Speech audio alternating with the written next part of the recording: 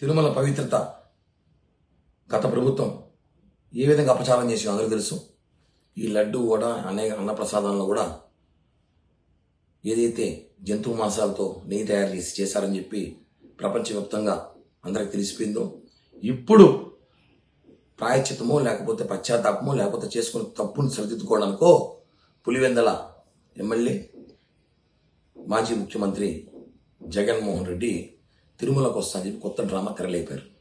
మేము ఒకటే అడుగుతున్నాం, ఒక హిందూ మతంలో పుట్టాం కాబట్టి, ఒక తిరుపతి స్థానికుడిగా, వెంకటేశ్వర భక్తుడిగా ఒకటే అడుగుతున్నా సూటిగా జగన్మోహన్ రెడ్డి, అయ్యా నువ్వు రేపు వస్తున్నావు తిరుపతికి, వచ్చే రోజు ముందు రోజే ఒక స్టేట్మెంట్ ఇవ్వు, డిక్లరేషన్ ఫామ్ మీద సంతకం పెట్టే నేను తిరుమలకు వస్తాను అని చెప్పు.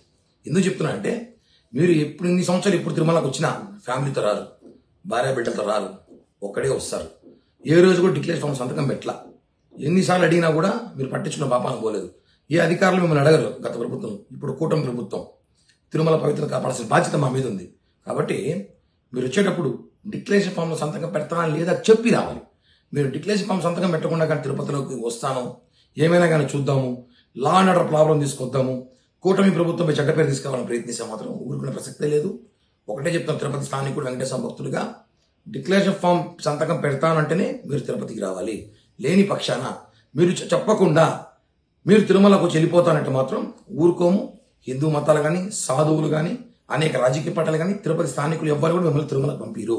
మిమ్మల్ని దర్శనం చేసుకోవాలంటే మీరు ఒకటే చెప్తున్నాం, డిక్లరేషన్ ఫామ్ మీద సంతకం పెడతానని మీరు స్టేట్మెంట్ ఇచ్చే రావాలని చెప్పి కూడా డిమాండ్ చేస్తున్నాం.